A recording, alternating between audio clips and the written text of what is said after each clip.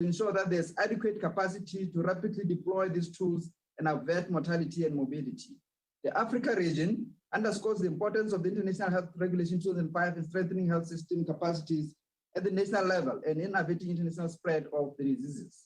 We, however, acknowledge its limitations as it lacks provisions related to critical issues such as accelerating innovation, pathogen and benefit sharing, local production and manufacturing capacity, global supply chains, access and distribution to diagnostics, therapeutics, and vaccines. The need for an equitable access to funding and the accessibility of such funding during a global health crisis remains crucial. The resources at the global level should also support regional mechanisms in regards to pandemic prevention, preparedness, and response. Chairperson, we reiterate our support to the WHO as the leading authority in global health emergency response and need of further strengthening this role. In this regard, we support the development of WHO convention or agreement or other international instrument on pandemic preparedness and response or legally binding instrument, and the launch of an intergovernmental negotiating body open to all member states. We propose that any international legal instrument on emergency preparedness and response should be negotiated and ratified under the WHO Constitution. The negotiations should be guided by the principles of transparency, inclusivity, solidarity, and enable adequate engagement of member states to reach consensus. In this view, there's need to ensure equitable and geographic representation in the negotiations. Furthermore, the relationship between a legal instrument and the existing IHR of 2005 will need to be clearly articulated and defined. It should be designed in a value-adding manner with a non-competing, non-undermining, and non-contradictory approach to the IHR of 2005. Lastly, Chairperson, we take note of the report of the Member States Working Group on Strengthening WHO's Preparedness and Response to Health Emergencies to the second special session of the World Health Assembly. I thank you. Thank you very much, Botswana. May we now proceed to Iraq on behalf of the Eastern Mediterranean region. Iraq, you have the floor, please.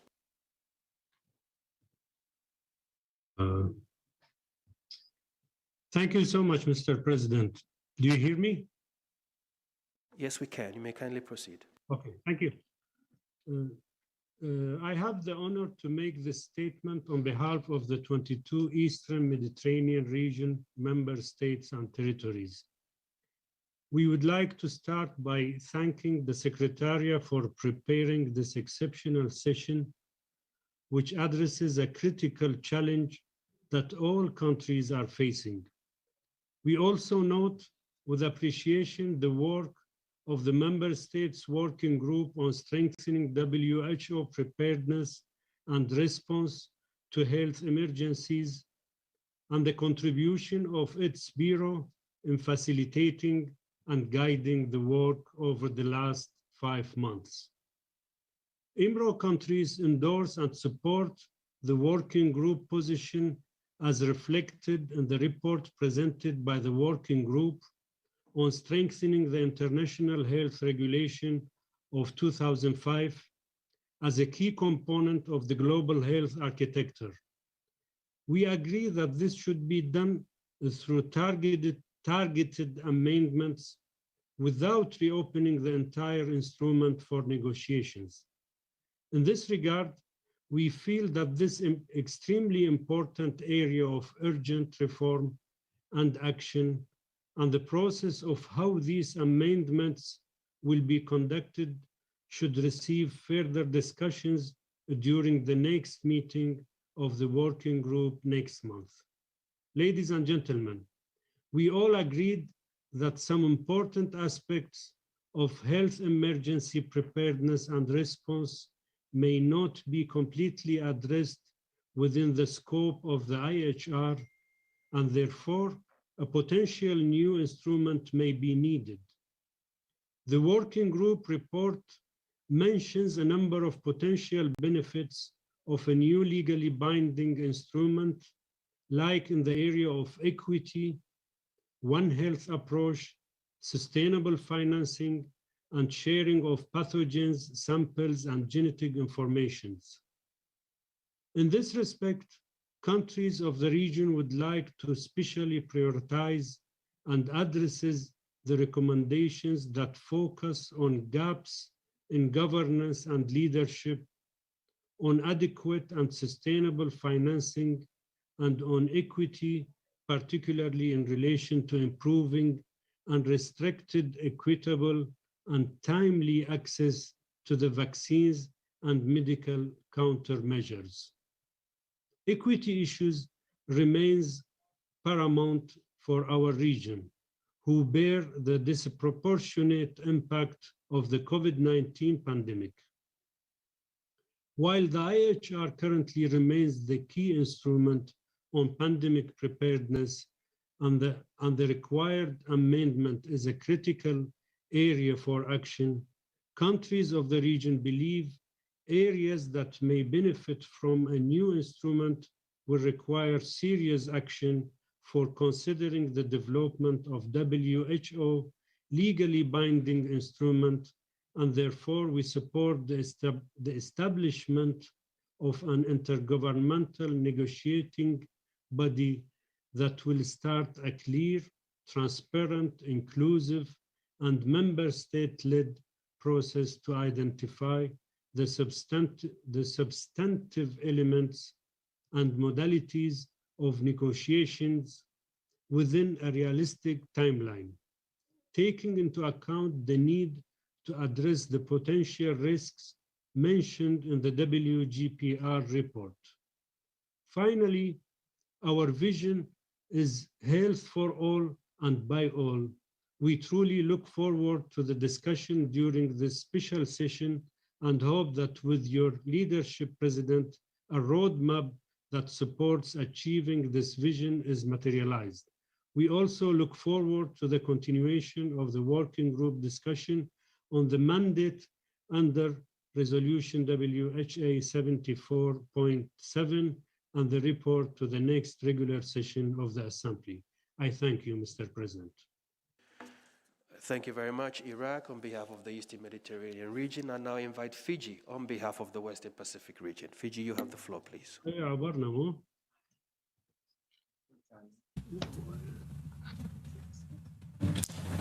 Thank you, Madam President.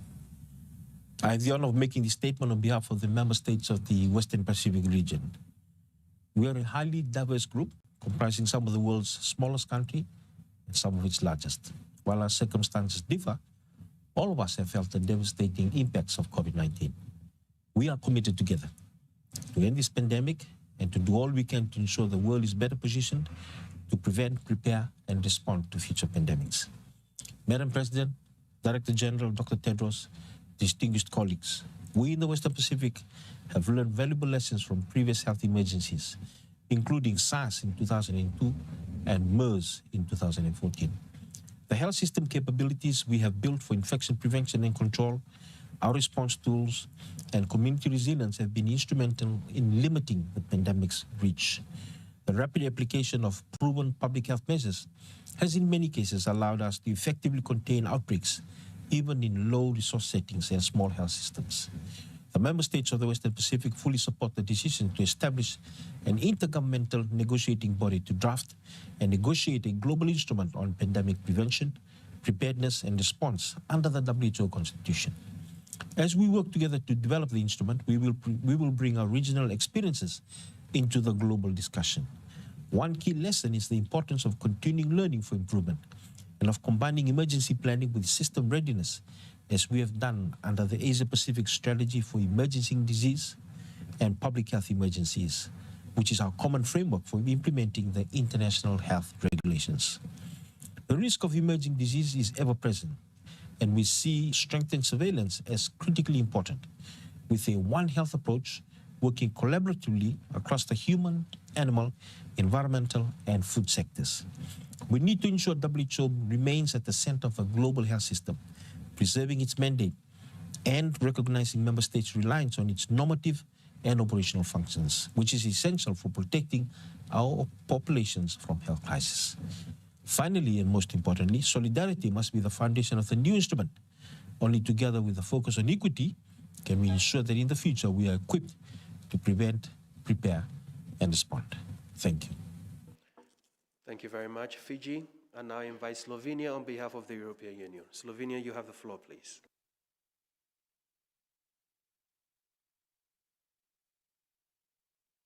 Director General, Excellencies, colleagues. I have the honor of speaking on behalf of the European Union and its member states. The candidate countries, the Republic of North Macedonia, Montenegro, and Albania, the country of the stabilization and association process, and potential candidate Bosnia and Herzegovina, as well as Ukraine, the Republic of Moldova, and also Georgia, aligned themselves with this statement. The date, there are over 5 million dead, more than 256 million infected, and billions of others have been affected by the COVID-19 pandemic, which continues to rage globally. It is one of the greatest health emergencies in our recent history. It has brought us to a special session of the World Health Assembly, where we commit to prevent, be better prepared for, and better respond to the next pandemic threat. We acknowledge the unprecedented effort of many stakeholders that have led to this assembly. We wish to express our gratitude to the work of the Working Group of Strengthening WHO Preparedness and Response and its Bureau, unwavering engagement of the member states, invaluable support from the WHO Secretariat and independent experts. The European Union and its member states are committed to strengthening the global health architecture with an empowered and sustainably financed WHO at the center. We have so far demonstrated this in numerous processes, such as championing the WHA 73.1 and WHA 74.7 resolutions, playing a crucial role in setting up and supporting the ACT Accelerator and COVAX, and increasing financial contributions to the WHO. We continue to work hard for the development of new ambitious instruments on pandemic prevention, preparedness, and response.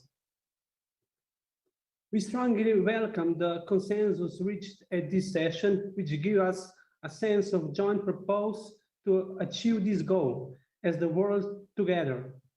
We believe a new legal instrument under Article 19 of the WHO Constitution in urgently need to address glaring inequities in the pandemic response and the shortcomings of the current legal framework highlighted by several reviews. Furthermore, it will enable us to address key issues, including a One Health approach, early development and equitable access to pandemic countermeasures, data and sample sharing, to name a few. We need to ensure compliance and coherence across the lines of work to follow. We call for an ambitious process in developing this instrument, but not at the expense of inclusivity or equality. The European Union continues to stand ready to engage constructively and in further discussions on other ways of strengthening WHO based on the recommendations of the independent experts bodies and member states. Excellencies, the pandemic has caused immeasurable damage in terms of life loss, economic distress, and social upheaval. Now, as the world watches and cognizant of the responsibility that rests on our shoulders, let us say never again to being unprepared and advance with ambitious multilateral commitment and engagement towards a new building instruments. Thank you very much. Thank you very much, European Union. Brazil, on behalf of Mercosur, you have the floor, please. Muchas gracias. Thank you very much, distinguished Director General of the WHO, delegates. We are very pleased to be making this statement on behalf of Argentina, Paraguay, Uruguay, and my own country, Brazil, as the pro tempore president of Mercosur. We are gathered here together in Geneva to strengthen the global system for preparedness and response to health emergencies. In defining the next steps in this process, we would like to stress the importance of transparency and inclusivity throughout the entire negotiation process, both within the Intergovernmental Negotiating Body, the INB, and the Working Group on Strengthening WHO Preparedness and Response to Health Emergencies. The consensus-based decisions must be the result of a broad discussion that includes representativity of all member states. By expressing our co-sponsorship for this decision as a mark of our constructive work, we show our greatest interest in making a contribution as one country of Mercosur, and we would like to be a member of the INB. As we move forward in progress in this work, it's absolutely fundamental that we have coherence between these discussions of the INB and the WGPR, which will continue to meet and discuss and debate the recommendations made. The national capacities for preparation, response, and rapid evaluation of risks. In the discussions on a new convention, agreement, or international instrument,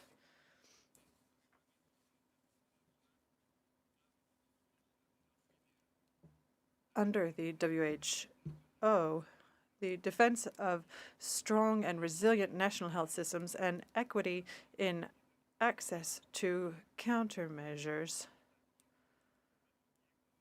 including access to diagnostics, treatment, and immunization, are priorities for our country. In the 19th of November, we approved the declaration of the health ministers of Mercosur on the need to expand productive regional capacity for immunization and health technologies. We agreed to create an ad hoc committee to promote this goal and analyze our production capacities, our research ability, and the complementarity that could exist between our different structures. We are happy to have two countries, Argentina and Brazil, welcomed by the WHO to have centers of vaccine production that will produce RNA, mRNA vaccines in the Americas. We will count on the technical cooperation of the WHO and of PAHO to ensure that these initiatives will allow us to ramp up production, thereby ensuring access to health for our populations. Ladies and gentlemen, our countries are committed to the discussions to strengthening preparedness and response to health emergencies, including pandemics. We feel it is hugely important that we evaluate the recommendations of the three panels, as well as we feel also important as the commitment of the WHO. We reaffirm our commitment to continue to contribute proactively and positively to improving our productive capacities so that we can together all face the pandemic together and future pandemics as well. Thank you. Brazil, may I now invite the Russian Federation on behalf of the Union States of Russia and Belarus. Russian Federation, you have the floor, please.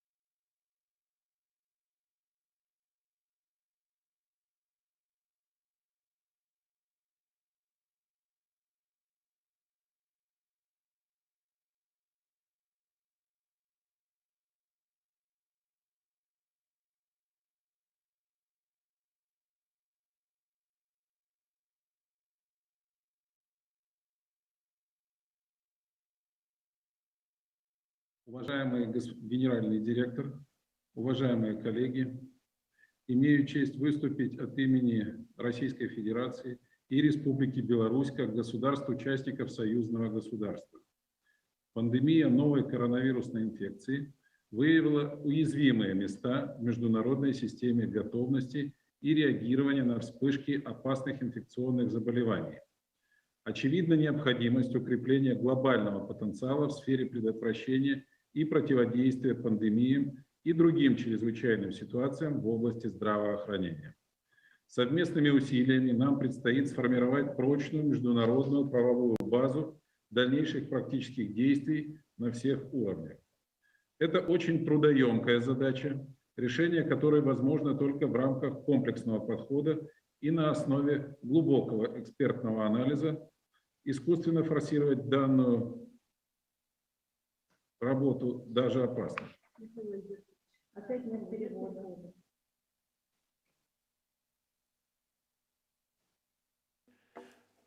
Honorable Minister, I really do crave your indulgence, and I think we've really exhausted your good faith. And we have to make sure that we have interpretation in all 6 official languages when the member states are delivering a statement.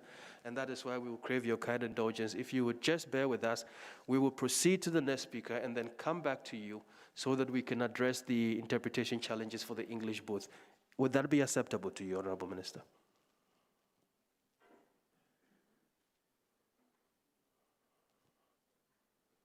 Yes, of course. I'm waiting for you. Thank you very much for your kind indulgence. Could we proceed to South Africa on behalf of the group of 6 African countries and then come back to Russian Federation? South Africa, you have the floor, please.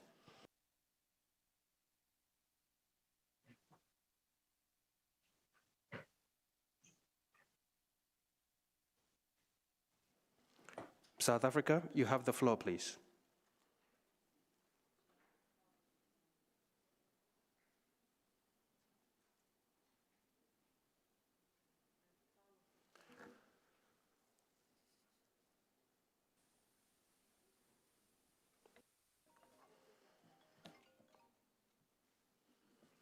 We do not appear to have South Africa online to deliver the statement. Could I have some indication that we have English interpretation now?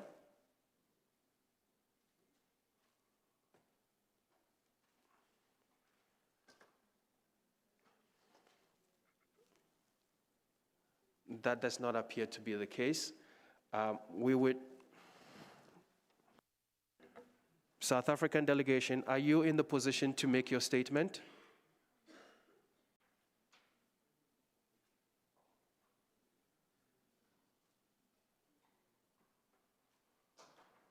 We do not have South African delegation. We would proceed to member state statements and then come back to the Russian Federation so we can hear their intervention on behalf of the Union State of Russia and Belarus. If I may, could I please proceed then to Portugal? Portugal, you have the floor, please. Dear colleagues, excellencies, I have the honor to address the Assembly on behalf of Portugal. We align ourselves with the statement by the European Union. The current pandemic has proved more than ever that health is an essential pillar for the development of our societies and for economic resilience. Therefore, prevention, preparedness, detection and response to health threats, including pandemics, must be a global priority. As the pandemic response was found to be inefficient and unequal, preparing for future crises requires more than just business as usual. The many challenges we went through require a renewed political commitment. Over the past few months, we, the Member States, together with WHO, have engaged in a serious discussion. Our purpose is to correct shortcomings and strengthen health systems. Our work was based on lessons learned. This is what brings us here today. I would like to highlight 3 ideas.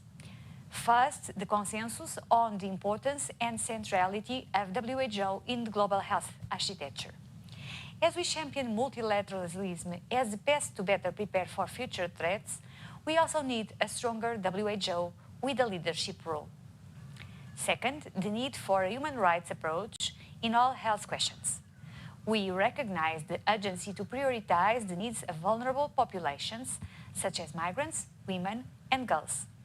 The mental health conditions of the populations must also play a big part in our planning for future public health emergencies. Third, this special session was convened to further our ambition and decide collectively on the path ahead. So we need to continue to work constructively and with a sense of urgency. We must engage in a legally binding instrument that ensures that in the future we all follow the lessons we learned with this crisis. And the efforts, also urgent to update the international health regulation, must continue and gather speed. Chair, a final word on the ongoing work on the Universal Health and Preparedness Review. This will complement any conclusion we will reach on this assembly. By itself, this review will be a great opportunity to improve global capacities as a joint effort. The universal character, all of society and all of government approach, as well as its focus on national progress in the health sector and preparedness, can be a game-changer tool. We are proud to be amongst the first to participate in this effort. Conscious of the historic moment we are living, we remain committed to global health security in line with the guidance of WHO, assuring global citizens their health and human rights. Thank you. Thank you very much. Portugal.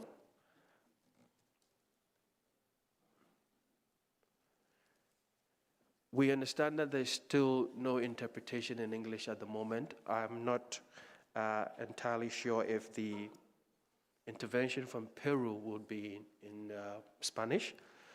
If it is, I would crave your kind indulgence to move to Slovenia, and then we'll come back to Peru. If that is acceptable, Peru, Slovenia, you have the floor, please.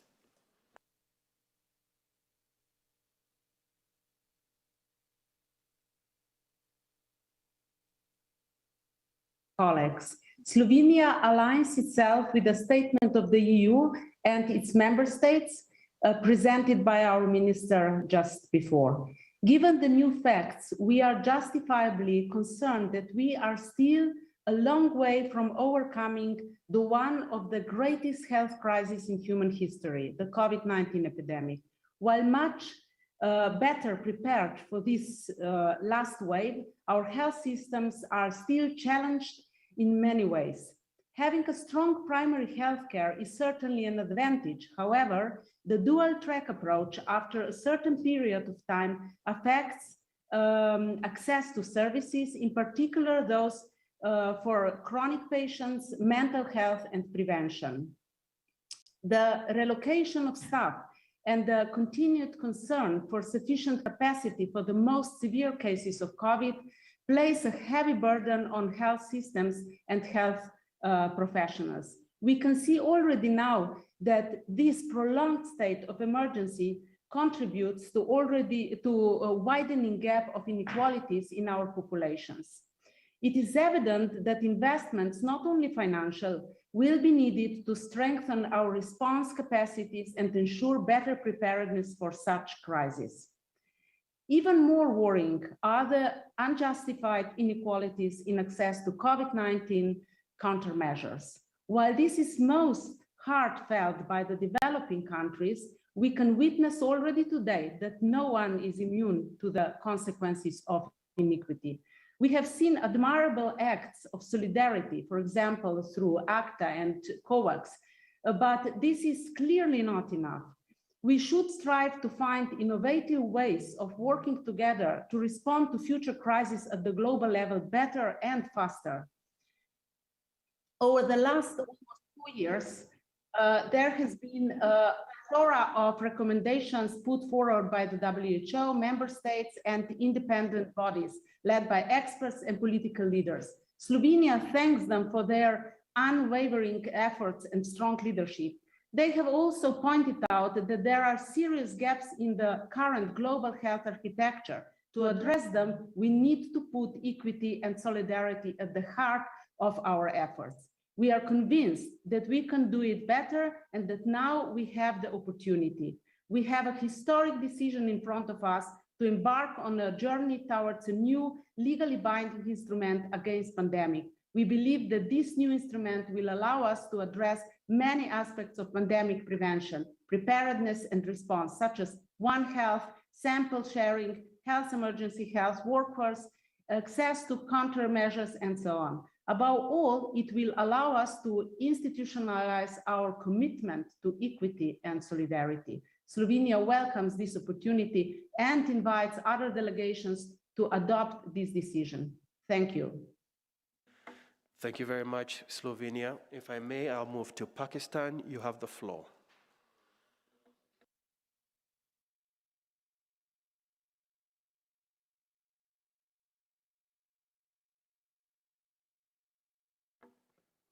Pakistan, Ambassador Hashmi, you have the floor, please.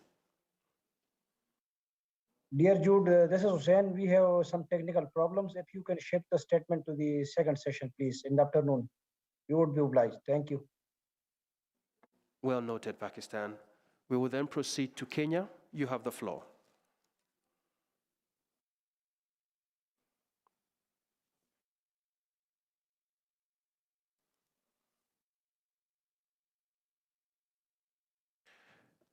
Delegation of Kenya, you have the floor, please.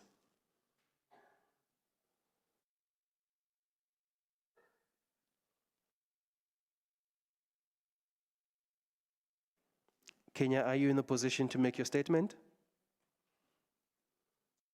Yes. English channel, testing, testing, English channel, testing, testing. Ladies and gentlemen, I am delighted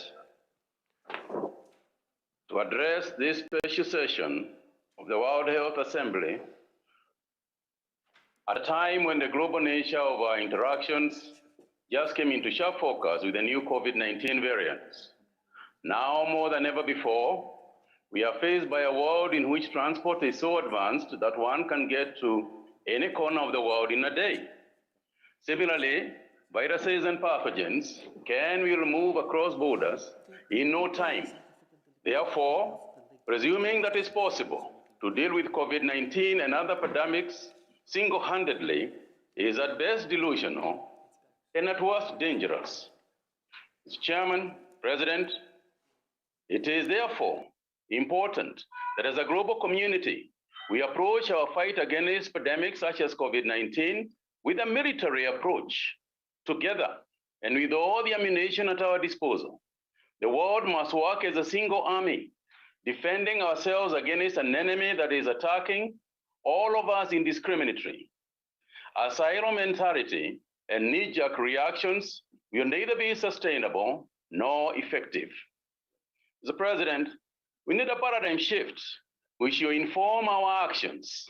The establishment of protocols and instruments in the form of a treaty and a global approach to current and future health challenges is the beginning of this.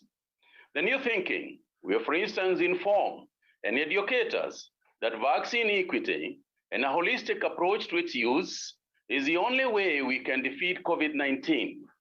In this regard, our future is interrelated. Ladies and gentlemen, as highlighted in the African Group non-paper, Kenya believes equity should be both a guiding principle and a goal. We welcome discussions on the elements of the treaty to address the following key priorities. One is equitable access and distribution of medical and other countermeasures as global public goods. Global coordination and funding for research and development. Number three, establishment of mechanisms for timely sharing of information and technologies, including know-how for rapid scale-up of regional and local manufacturing. And fourth, lifting of unnecessary trade, travel, and other barriers hampering the ability of member states to mount effective preventive and response measures. I therefore invite the World Health Organization member states to stand up to be counted on the right side of history by taking the bold step to negotiate a legally binding treaty on pandemics. In doing so, we call for the strengthening of the World Health Organization. The time to act is now. I thank you. I thank you very much, Kenya. I believe we now have interpretation in English, and I would like to go back to the Russian Federation on behalf of the Union State of Russia and Belarus. Thank you very much for your forbearance, Honorable Minister. You have the floor now, please.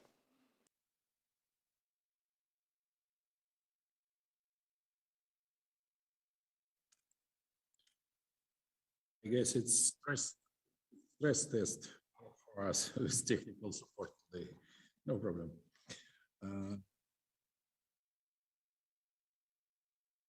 Thank you very much. Please proceed, Honorable Minister. Уважаемый господин Distinguished Director General, distinguished colleagues, I have the honor of speaking on behalf of the Union State of Russia and Belarus. The COVID-19 pandemic has revealed vulnerabilities in the international system of preparedness and response to outbreaks of dangerous infectious disease. The need to strengthen global capacity when it comes to preventing and combating pandemics and other health emergencies is clear. Through joint efforts, we must develop a robust international regulatory framework for future practical action on all levels. This is a very effort-intensive task, which is only possible through a comprehensive approach and based on in-depth expertise. Artificially hastening this work is counterproductive and even dangerous. The World Health Organization plays a special role in the existing system of international relations. It is a unique platform for the development and adoption of decisions when it comes to global health systems. We unconditionally support the coordinating and leadership role of WHO in multilateral efforts to protect populations from infectious epidemics. We categorically oppose the establishment of mechanisms that would duplicate the work of WHO or claim a global coordinating role in the fight against epidemics and in other areas. We call for strengthening and strictly observing the international health regulations, which must remain a key element of the system of pandemic preparedness and response. Any proposals to carry out targeted amendments to the IHR must be well-founded and discussed. We place great importance on the activities of the Working Group of Member States on strengthening WHO preparedness and response to health emergencies. We welcome the consensus achieved within this group with regard to the utility of drafting a convention, agreement, or other international instrument of the WHO to fight pandemics. It is crucial that the group reaffirmed the importance of the IHR as the fundamental legally binding instrument on preparedness and response to health emergencies. The new instrument must not serve as a pretext for modification, weakening, or duplication of existing mechanisms and agreements, including the IHR. We support the decision to create an intergovernmental negotiating body open to all member states in order to draft a new convention or instrument. Our priority over the next few months is to agree on terms of reference and methods of work of this INB. It's important to clearly define the role of the co-chairs and their vice-chairs, as well as modalities of participation of observers from NGOs to define the principle of consensus when making decisions. We believe that this intergovernmental process of drafting a convention or other instrument of the WHO must be inclusive, transparent, and effective. We're prepared to work constructively together with all partners towards a consensus. The Russian Federation wishes to join the decision of the WHA as a co-author. Thank you for your attention. Thank you very much, Russian Federation, and apologies once again. I think I may want to give the floor back to the Vice President of the Assembly before we proceed. Thank you. Merci, Monsieur le Modérateur. Thank you, Mr. Moderator. We do apologize for for the technical issues that we experienced. We are in a new building at the WHO, at the headquarters here, and they're still carrying out some verification so that we can do our work. We arrive now at the end of our first session. We will begin working again at 2 p.m. to address agenda item 2. I would just like to remind you that the Committee on Credentials will be meeting today at 1 p.m. in a hybrid format. For the members of the committee, they will be meeting here in room A. Those attending the meeting remotely, they will have received the link to connect to the meeting. The session is now suspended. Thank you. Recording stopped. Mr. Vice President, just an announcement from the Secretariat. We understand that lunch would be available for delegates that are in the room. If you so wish to stay here, lunch will be provided for you. Of course, if you do want to go outside, that is also entirely acceptable, but there is provision of lunch in the room for you if you wish to remain here. Thank you very much.